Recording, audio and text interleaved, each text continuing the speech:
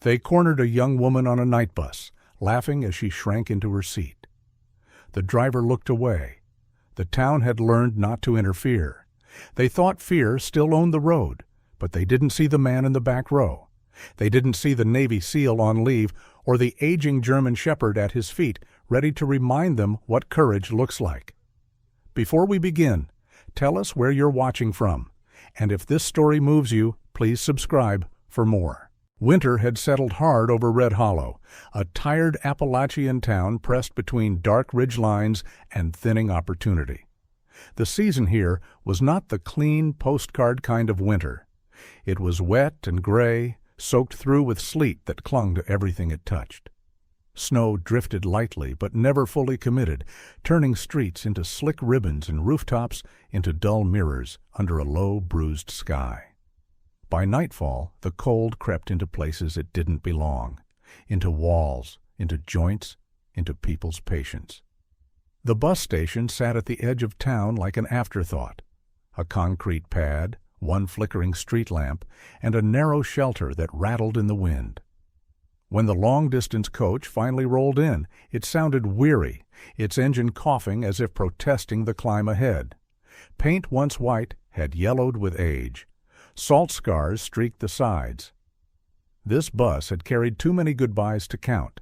Inside, the air smelled of damp wool, diesel exhaust, and vinyl seats long past their prime. The heater wheezed unevenly, pushing out pockets of lukewarm air that faded before they reached the back rows. A handful of passengers had already boarded, quiet people with heavy coats and heavier thoughts. The bus lurched forward, tires hissing against wet pavement, and Red Hollow began to fall away behind it. At the wheel sat Harold Pike, a man in his late 50s with narrow shoulders and thinning gray hair combed carefully to one side. His face was long and drawn, marked by years of early mornings and late compromises. He wore his uniform jacket zipped to the chin, though the heat inside the bus made him sweat faintly at the temples. Harold had driven this route for nearly 2 decades. He knew every curve of the mountain road, and most of the people who rode it. Tonight, there were faces he wished he hadn't seen. 3 rows behind the front door sat 3 men who did not bother pretending they belonged there. They spread themselves across the seats with careless ownership, boots planted wide, jackets unzipped despite the cold. Their clothes were mismatched but telling: worn leather, hooded sweatshirts, heavy belts. Tattoos crept up their necks and vanished under sleeves. Blurred shapes, crude lettering, the kind that carried stories no one wanted to hear twice. They laughed loudly, voices sharp and unrestrained, cutting through the low hum of the engine. One leaned back with his arms stretched wide, chin lifted in easy confidence. Another, thick through the shoulders, worked a toothpick between his teeth with slow, deliberate motions. The third shifted constantly, restless, eyes roaming the bus as if measuring what could be taken. Harold caught their reflection in the mirror and felt his stomach tighten. He did not greet them. He did not ask for tickets twice. He kept his eyes on the road and told himself to drive steady. Several rows ahead of them sat Clara Whitmore.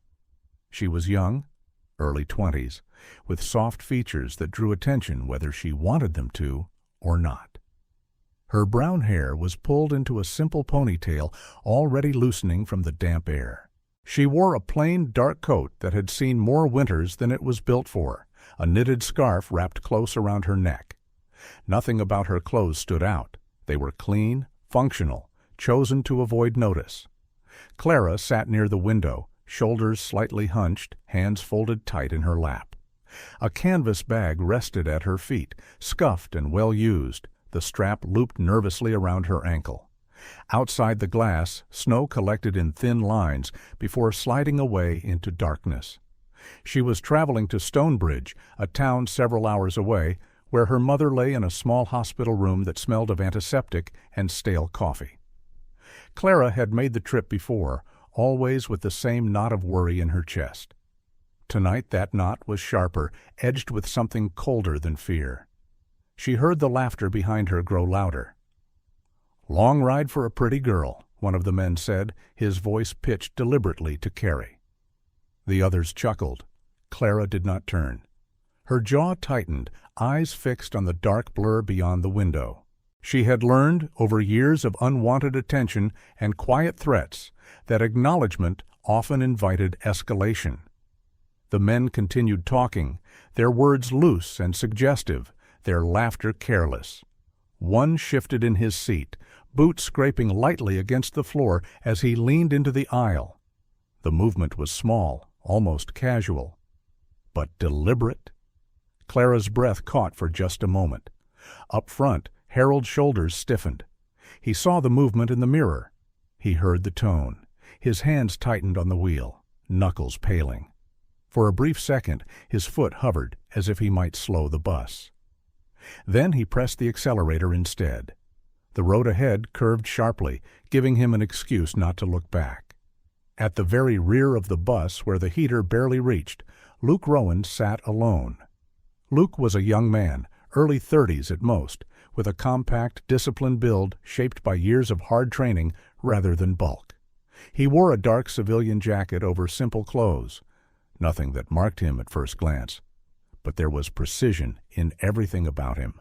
His back was straight without being rigid. His boots were planted squarely. His hands rested loosely on his thighs, relaxed but ready. His face was clean-shaven, features sharp and calm, gray-blue eyes steady and observant. Short dark hair was cut close, practical. A faint old scar crossed one knuckle, pale against weathered skin. Luke was on leave. Ordered, not requested. Time away from operations. Time to remember how to exist without a mission. He had chosen the bus deliberately. No checkpoints, no small talk, just miles of road and the anonymity of strangers. At his feet lay Briggs.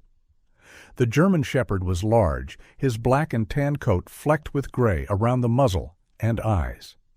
He lay on his side, body loose but alert, head resting on his paws. One ear twitched at the raised voices. His eyes opened briefly, intelligent and calm, then shifted to Luke's face. Briggs did not bark. He did not growl. He waited. Luke's gaze had already moved forward. Without turning his head, he tracked the men's positions, their spacing, the way one lingered half a step longer in the aisle than necessary. He noted Clara's posture, the subtle tension in her shoulders, the way she angled her body toward the window as if trying to disappear. He did nothing, not because he hadn't noticed, but because experience had taught him that the wrong move at the wrong time could make things worse in a confined space. He breathed slowly, keeping his expression neutral, waiting to see where the line truly lay. The bus climbed higher into the mountains. Snow thickened, swirling through the headlights like pale ash. Inside, the temperature dropped another degree. One of the men laughed again, louder this time, leaning forward so his shadow stretched across the aisle toward Clara's seat. "Hey," he said, "you hear me talking?" Clara's eyes flicked briefly toward the aisle, then away. Her pulse hammered. She recognized the voice now. Years ago, it had been paired with fists against her family's front door, with threats spoken low enough to keep the neighbors from hearing. Her stomach twisted, but she stayed silent. Harold swallowed hard and focused on the road, telling himself to just get everyone through the pass. At the back, Luke shifted slightly in his seat. Briggs's head lifted an inch, ears forward, awaiting direction. Outside, Red Hollow was long gone. The bus pressed deeper into the winter night, carrying its quiet passengers, its predators, and its watchful observer into the mountains, toward a tension that had not yet broken, but was no longer invisible. The bus rolled deeper into the mountains, its headlights carving narrow tunnels through falling snow. The road tightened into long, winding curves, bordered by dark trees that leaned inward like eavesdroppers. Inside, the air felt heavier than before, thick with a tension that had not yet found its release. The three men shifted closer. One of them slid into the empty seat beside Clara Whitmore without asking. He was the restless one, the one whose knee never stopped bouncing.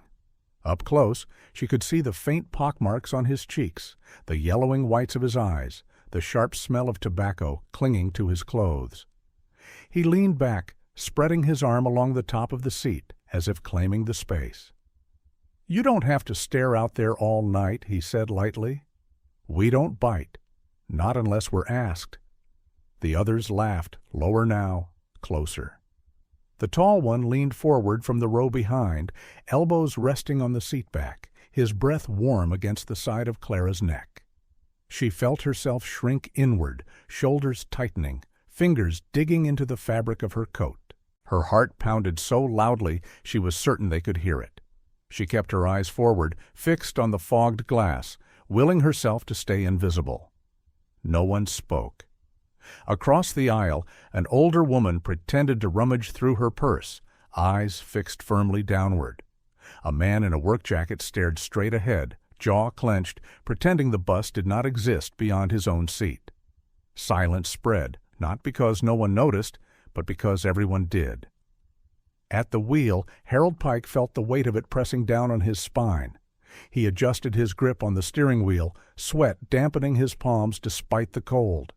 He knew these men, not personally, but well enough. He had seen them collect payments outside grocery stores, lean too close to the wrong doors, smile while families folded. Years ago, when his wife's medical bills had piled up faster than his paycheck, he had borrowed from the same kind of people. The debt was gone now, technically paid, but the fear had never left. He kept driving. The restless man shifted again. His hand brushed Clara's sleeve, lingering just long enough to make the contact unmistakable. "Relax," he said softly. "You're wound tight." Clara's breath hitched. She drew her arm closer to her body, but he followed, fingers sliding down until they closed around her wrist. The grip wasn't hard. That was what made it worse. Her pulse throbbed under his thumb. For a split second, instinct screamed at her to pull away, to fight. But another memory rose just as fast. Her mother's voice shaking behind the front door, the sound of fists pounding wood, a man laughing while promising to come back. She froze. The tall man chuckled. "See? She don't mind." No one moved. No one spoke. At the back of the bus, Luke Rowan rose from his seat. The movement was quiet, controlled. No sudden gestures, no raised voice. He stepped into the aisle with the calm certainty of someone who had learned long ago how to make himself seen without escalating chaos. "Let her go," he said. The words were even, unhurried, not a shout, not a plea. Every head turned. The man holding Clara's wrist looked up slowly, surprise flickering across his face before hardening into irritation. "Who the hell are you?" Luke met his gaze without flinching. Up close, his presence was unmistakable. Compact strength, eyes steady and cold, posture relaxed but balanced. He did not crowd the man. He did not touch him. "Let her go," he repeated. The grip tightened, just a fraction. The stocky man rose halfway from his seat, toothpick dropping to the floor. "You got a problem, buddy?" Luke didn't answer him. His eyes stayed on the hand around Clara's wrist. Clara's vision blurred. Fear surged, but beneath it, something else stirred. Recognition. She knew the tall one now, the angle of his jaw, the crooked nose. He had stood on her family's porch 3 winters ago, smiling while her father argued inside. Her father had borrowed money to keep his small lumber operation alive. One bad season had turned into 2. Interest piled onto interest until the numbers stopped making sense. The night her father collapsed, heart giving out under the strain. Clara had thought the worst was over. It wasn't. After the funeral, the visits had continued.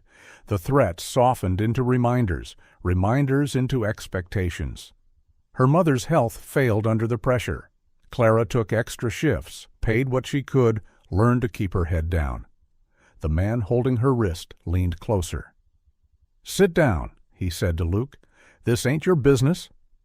Luke moved. It happened fast, but not violently. He stepped forward, his hand snapping up to the man's wrist, twisting just enough to break the grip without tearing skin or bone. The motion was precise, economical. Clara's arm was free before she fully realized what had happened. The man yelped in surprise more than pain, stumbling back into his seat. His eyes widened, then narrowed, rage flooding in. "You son of—" He lunged. Luke sidestepped, redirecting the momentum with a simple turn of the shoulder. His other hand locked onto the man's forearm, guiding him down into the aisle floor with controlled pressure. The move ended with the man pinned on one knee, off balance, breathing hard, his own weight working against him. No punches were thrown, no blood spilled. The entire bus seemed to hold its breath. The tall man surged to his feet, fists clenched. "Get off him!" From the back, a low sound rolled through the air. Not a bark, not a growl, but something deeper. Briggs had risen, standing squarely behind Luke, body still, eyes fixed. His lips never lifted. He didn't need to. Luke glanced back just long enough to signal the dog to hold. Then he released the man, stepping away immediately, hands open, posture non-threatening. "That's enough," Luke said. "You sit down. You leave her alone." The stocky man hesitated, eyes flicking between Luke and the dog. The restless one rubbed his wrist, anger warring with uncertainty. For the first time, they seemed aware of the narrow space, the witnesses, the lack of easy escape. Harold's foot hovered over the brake. His heart hammered. He had never seen anyone stand up to these men before. Not like this. Not without shouting. Not without losing control. The tall man spat on the floor. "This ain't over," he muttered, but he sank back into his seat. Luke returned to the back of the bus, sitting down as if nothing extraordinary had happened. Briggs lay back at his feet, calm restored. Clara remained frozen for a moment, staring at the empty space where the hand had been. Slowly, she drew her arm back to herself, wrapping both hands around it as if to reassure herself it was still hers. The bus continued on through the snow, carrying with it the weight of what had just changed. The bus slowed as the mountain road widened into a narrow turnout, marked by a battered sign and a single pole light. Snow drifted across the pavement in thin sheets, swirling around the tires as Harold eased the coach toward the shoulder. The place wasn't much more than a pull-off, a closed service station with boarded windows and a rusted vending machine humming weakly in the cold. But it was lit, and it was open enough to stop. Luke stood near the front, one hand resting lightly on the seatback, his voice low and steady. "Pull in here." Harold hesitated. His eyes flicked to the mirror, to the three men slouched in their seats, to the dog at the back that hadn't moved since the scuffle. Then he nodded and guided the bus into the turnout. The engine sighed as it idled, breath fogging the air. The door hissed open. Cold rushed in, sharp and wet. "Everybody off?" the tall man sneered, rising slowly. Up close, his smile was thin and humorless, eyes bright with resentment. Snow had already begun to settle on his shoulders. "Just you," Luke said. The stocky one scoffed, but he stood. The restless one followed, rubbing his wrist, jaw clenched. They moved down the aisle with exaggerated slowness, boots thudding, shoulders squared, as if daring someone to stop them. No one did. At the door, the tall man paused and leaned in close, breath visible in the cold. "You think you won?" he said quietly. "You didn't." Luke met his gaze without expression. Off. They stepped down into the snow. The door closed behind them with a solid thump, sealing the warmth and the witnesses inside. Through the fogged glass, the men lingered beneath the pole light. The tall one pulled out his phone, thumb moving quickly. The stocky man paced a few steps, scanning the dark road. The restless one stared back at the bus, his eyes lingering on Clara's window. Harold released the brake and pulled away.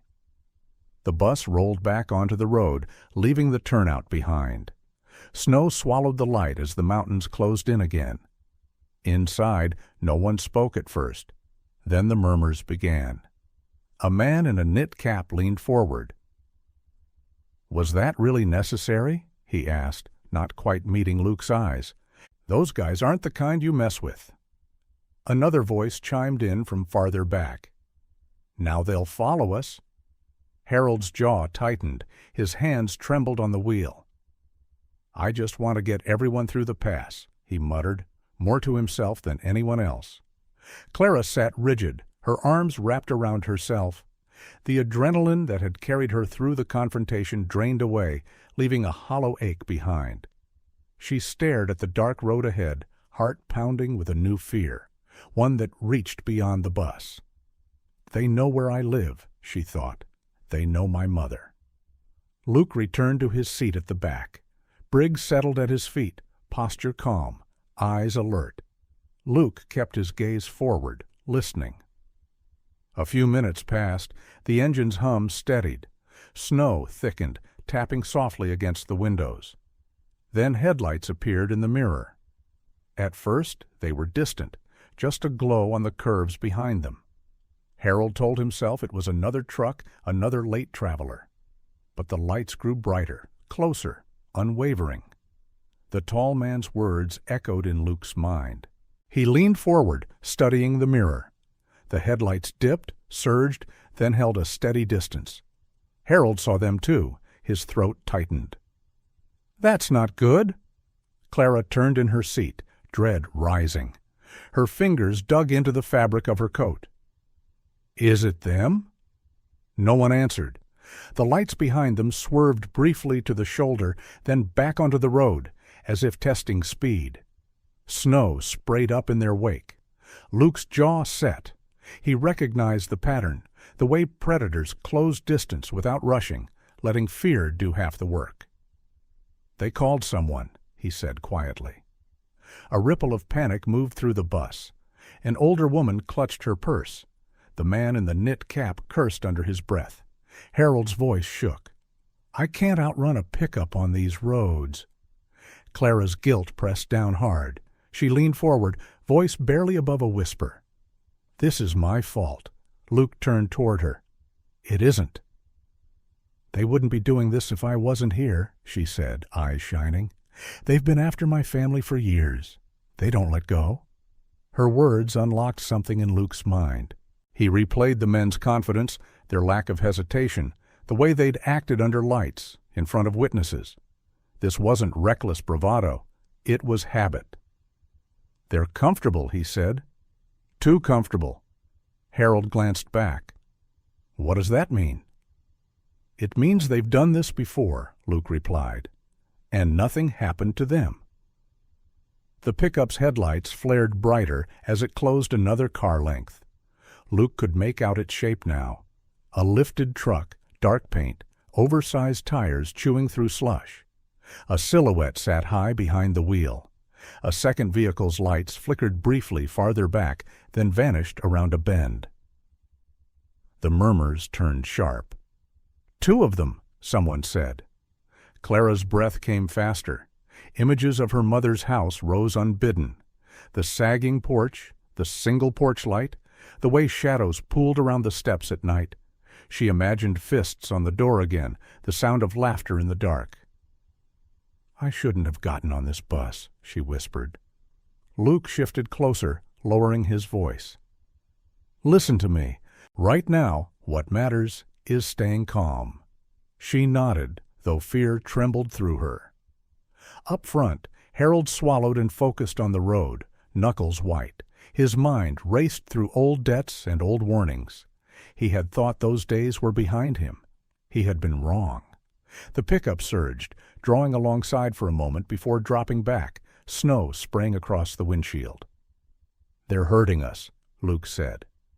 The bus pressed on through the storm, its passengers trapped between the mountains ahead and the hunters behind. The tension in the air sharpened, no longer vague but directed, purposeful. Luke leaned back, eyes narrowing as he studied the road and the mirror, piecing together the shape of what was unfolding. Public intimidation, no masks, no concern for consequences. This wasn't about pride. This was about control. Snow thickened as the road climbed, the flakes growing heavier, wetter, clinging to the windshield in stubborn sheets. The bus labored uphill, engine straining, tires searching for grip along the narrow ribbon of asphalt that wound between dark stands of pine. The pickup's headlights behind them flared and dimmed with each curve, never falling back, never quite closing. Patient, deliberate. Luke moved forward again, bracing one hand against a seatback as the bus swayed. His voice stayed low, controlled. "There's a service road coming up," he said to Harold. "It drops off the main route. Take it." Harold's eyes flicked from the mirror to the road ahead. That road's barely maintained, which is why they won't expect it. The sign appeared through the snow, a weathered marker half buried at the shoulder, its lettering chipped by years of ice. Harold hesitated for only a breath, then turned the wheel. The bus lurched as it left the highway, tires crunching onto packed gravel and slush. The pickup overshot the turn, its headlights streaking past before vanishing around the bend. Inside, a collective gasp moved through the passengers. Luke raised his hand. "Listen to me," he said. "We're not stopping for long." The service road dipped into a shallow valley, trees closing in, tight on either side. Ahead, a squat building emerged from the snowfall, an old ranger outpost, its windows dark but intact, a porch sagging under the weight of snow. A small church stood a short distance beyond it, simple and sturdy, a bell tower rising above the trees. "Pull in," Luke said. "Lights off." Harold did as instructed. The bus rolled to a stop beside the outpost, engine idling low before cutting out. Silence rushed in, broken only by the wind and the soft hiss of falling snow. Luke turned to the passengers. "You're getting off here. The outpost and the church are solid. Stay inside. Lock the doors. Don't open them for anyone except law enforcement." A murmur rippled through the aisle. Fear, confusion, resistance. "We can't just leave the bus," someone protested. "It's safer than staying on it," Luke replied. His tone left little room for argument. Clara rose slowly, eyes searching his face. "What about you?" "I'll handle the rest." Harold opened the door. Cold flooded the bus again, sharp enough to sting. One by one, passengers filed out, hunched against the storm, guided toward shelter by Luke's steady direction. An older man stumbled on the steps. Luke caught him, steadying him with a firm grip. The knit-cap man paused, shame coloring his features, and muttered a quiet apology before moving on. When the bus was empty, save for Luke, Clara, and Briggs, Luke shut the door. "You're staying," he said to Clara. Her mouth opened in protest, then closed. She nodded, fear and trust colliding in her chest. Luke pulled his phone from his pocket, stepping toward the front where the signal bars flickered weakly. He dialed a number from memory. It rang once. "Davis," a voice answered, calm, alert. "Ethan," Luke said, "I need you to listen." On the other end, Ethan Davis straightened at his desk. He was a federal agent in his late 30s, broad-shouldered, with close-cropped hair and the composed intensity of a man who measured words carefully. He and Luke had crossed paths years earlier, training together before their careers diverged. "Where are you?" Ethan asked. Luke gave the location, concise. "We've got a loan sharking crew running intimidation in the open. Multiple vehicles. They're pursuing a civilian bus. No masks. No hesitation." "That's bold." "Too bold," Luke replied. "Feels protected. Local." There was a pause, the faint sound of typing. "Hold where you are. I'm mobilizing a unit. State troopers, too." Luke glanced out the windshield. Through the snow, headlights flared. This time closer. Angrier. "Make it fast," Luke said, and ended the call. The pickup burst into view at the far end of the road, skidding as it corrected its turn. Another set of lights followed, weaving through the trees. Engines roared, echoing off the valley walls. Harold's hands shook as he climbed down from the driver's seat. "I've never stood up to them," he said quietly. "Not once." Luke met his gaze. "You are now." The trucks closed in, hemming the bus against the snowbank. Doors flew open, boots hit gravel. The tall man stepped forward, breath steaming, eyes bright with anticipation. "Thought you could disappear," he said. "Bad idea." Luke stepped off the bus, positioning himself between the men and the door.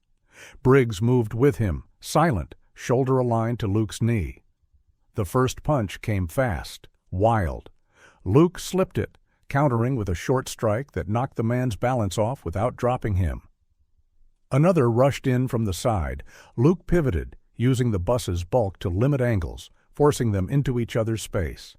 A blow glanced off Luke's shoulder. Sharp, hot. He grunted, teeth clenching, and drove forward, sweeping one attacker's legs out from under him. Gravel bit into palms and knees. Snow churned under boots. A hard impact slammed into Luke's ribs. Breath tore from his lungs. He staggered, vision flashing white. Briggs lunged. The German shepherd hit the attacker's arm with precision, teeth locking onto heavy fabric, pulling him off balance. The man screamed, stumbling backward as Briggs released and retreated on command, placing himself squarely at Luke's side again. Luke forced air back into his chest, pain flaring with every breath. He adjusted his stance, guarding the injured side, movements economical now, conserving what he had left. Clara watched from the bus doorway, hands clasped to her mouth. For the first time, she understood the difference between violence and defense. Luke wasn't lashing out. He was managing chaos, absorbing it, shaping it just enough to keep others safe. Harold stood frozen near the outpost, shame and resolve warring in his expression. When one of the men turned toward the shelters, Harold stepped forward, planting himself in the snow. "No," he said, voice cracking but loud. "You don't go near them." The man hesitated, surprised. Sirens cut through the storm. Red and blue lights flooded the trees, reflecting off snow and metal. Engines roared as vehicles skidded into position, doors opening in practiced unison. Ethan Davis stepped out first, jacket emblazoned with federal markings, eyes sweeping the scene. State troopers followed, weapons raised, commands sharp and unmistakable. "Hands where we can see them," Ethan shouted. The men froze. One tried to bolt. A trooper tackled him before he made 3 steps. The rest dropped to their knees, curses dissolving into silence. Luke sagged against the bus, pain catching up with him now that the fight was over. Briggs pressed close, steady and solid. Ethan crossed the distance and took in Luke's injuries with a quick glance. "You always pick the quiet nights," he said dryly. Luke managed a thin smile. "You came fast." "Fast enough." Snow continued to fall, softening the edges of everything as law enforcement secured the scene. Clara stepped down from the bus, eyes shining with something like relief. Harold watched the men being cuffed, shoulders lifting as if a weight he'd carried for years had finally loosened. The storm raged on around them, but the hunt had ended. The snow did not stop when the sirens faded. It kept falling in slow, patient layers, settling over tire tracks and footprints until the mountain road looked untouched again. But beneath that quiet surface, everything had changed. By morning, the bus was gone, towed away under escort. The ranger outpost lights burned through the gray dawn as federal agents moved in deliberate patterns, photographing vehicles, bagging phones, logging names. The men who had chased the bus sat cuffed in separate cruisers, their bravado stripped away, shoulders hunched against the cold. They no longer looked like predators. Just exhausted figures realizing the ground beneath them was gone. Ethan Davis stood near the edge of the road, coat collar turned up, speaking into a radio. His posture was calm, efficient, the posture of a man used to cleaning up the mess left behind when fear had ruled too long. When he finished, he crossed back toward Luke. "You weren't wrong," Ethan said. "They've been operating for years. Intimidation, fake contracts, threats dressed up as debts. Someone local kept the doors open for them." Luke leaned against the bus's scarred flank, one hand pressed carefully to his bruised ribs. "They acted like they owned the place." "They thought they did." Ethan's mouth tightened. "County clerk, one deputy, a zoning official, all suspended pending review. It'll go further." Luke exhaled slowly. He hadn't realized how tightly he'd been holding himself together until that moment. Clara stood a short distance away, wrapped in a borrowed blanket, watching officers move between vehicles.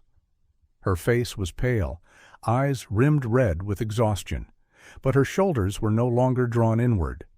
For the first time in years, she wasn't waiting for the next knock at the door. An agent approached her. Marilyn Shaw, mid-40s, compact, hair pulled into a no-nonsense knot beneath her hat. Her eyes were sharp, but not unkind. "Ms. Whitmore," Marilyn said, offering a small card. "You and your mother are under protective watch until this is done. No one is coming near your home without us knowing." Clara's fingers closed around the card. "The debt?" she asked quietly. Marilyn met her gaze. "It was never legal. It's gone." The words didn't land all at once. They settled slowly, like snow filling an open hand. Clara nodded, unable to speak, and turned away before tears could spill. Harold Pike stood near the church steps, hands shoved deep into his coat pockets. He looked smaller somehow, as if a lifetime of ducking his head had finally caught up with him.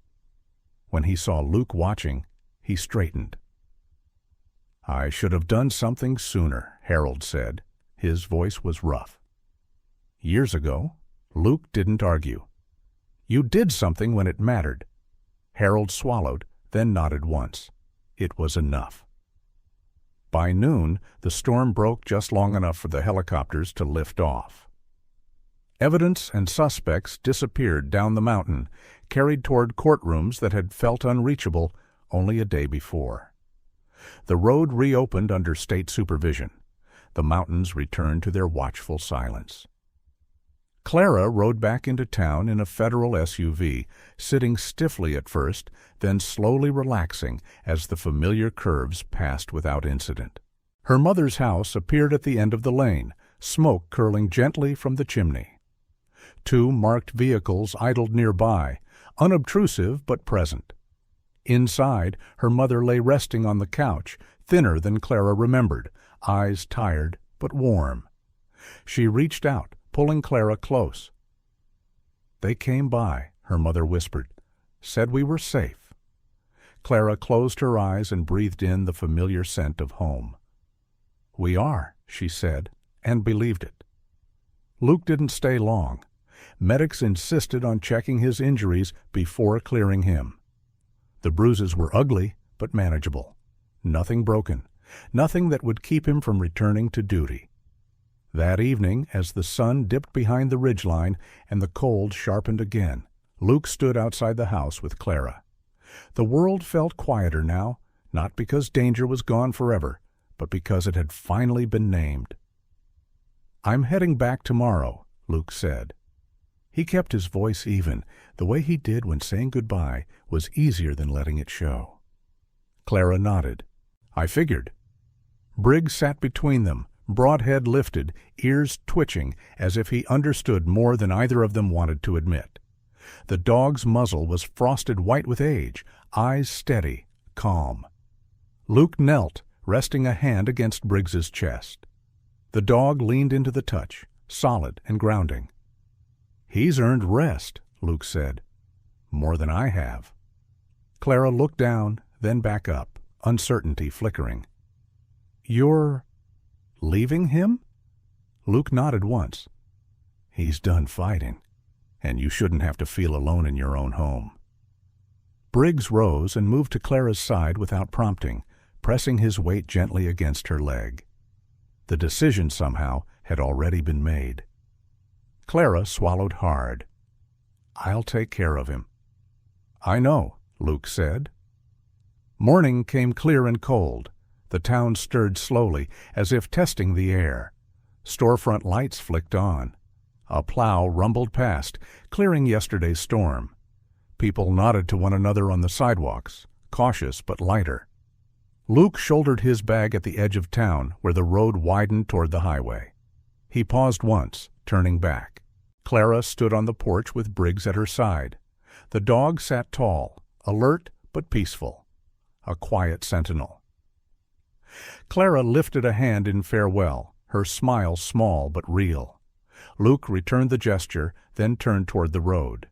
His job would take him far from this place, back into shadows where things were less clear, less kind. But he walked away knowing something solid had been left behind. Winter still held the mountains in its grip. Snow still fell. Cold still bit. But in the spaces where fear had lived, light had found a way in. Evil doesn't always arrive loudly. Sometimes it wears familiar faces, hides behind silence, and survives because good people are afraid to speak. In everyday life, many of us have stood on that bus, watching something wrong happen and wondering whether stepping in would cost too much. Fear is human, silence is understandable, but change never begins with those who wait for safety first. It begins with one person who decides that enough is enough. You don't have to be a soldier to protect someone. You don't have to be fearless to do the right thing.